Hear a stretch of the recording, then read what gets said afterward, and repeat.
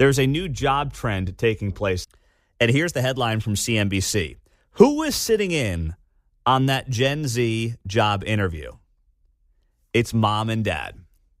I kid you not. Says here, with a slowdown in a job market flooded with talent, younger workers are turning to an unlikely source to help them with the competition. And what is that?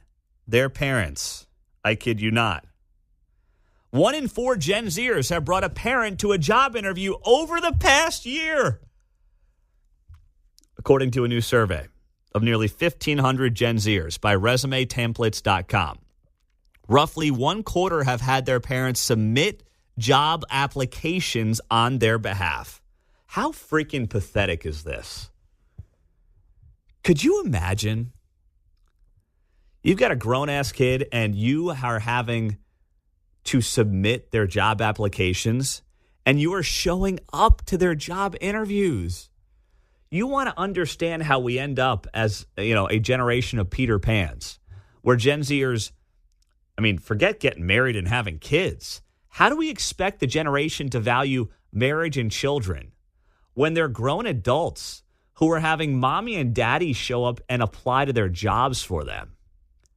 That is just the very definition of pathetic in every sense of the word.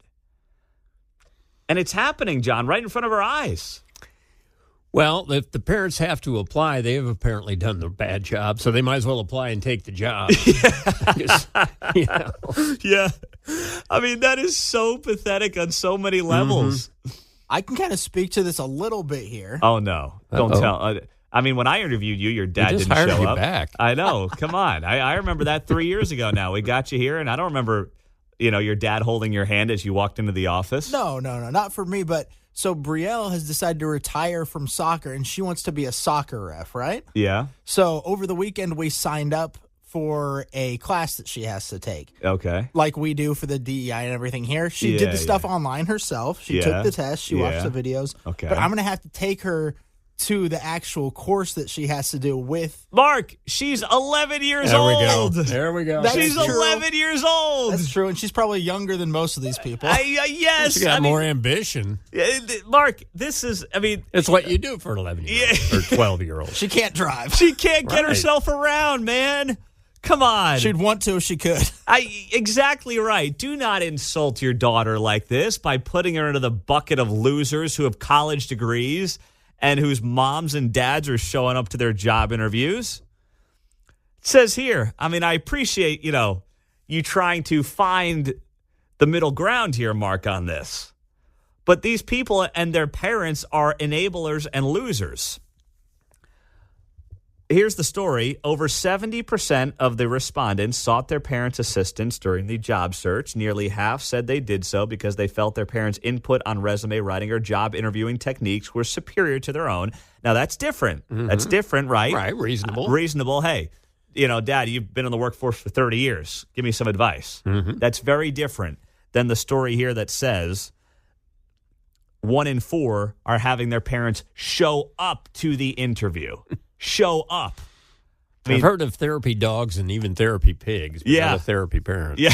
Right? That's my parent. I have to have him. That is just, this is everything wrong culturally. And then it's like, geez, why is the birth rate so low? I don't know. Maybe because we have a bunch of pathetic grown adults who can't even show up to their own job interviews without mom and dad. And even if you have to drive them, at least stay in the parking lot. At the very least, stay in the parking lot. Yes, I've been driven to job interviews and things like that by my folks because I didn't have a freaking license. Not because I had them showing up and holding my hand to walk in the front door. To me, you show up with a parent, you're not getting the job. In fact, I'm not even wasting my time interviewing you. And, we have current job openings here at KCMO. And I'll tell you right now, someone walks in with mom and dad, elevator's right there.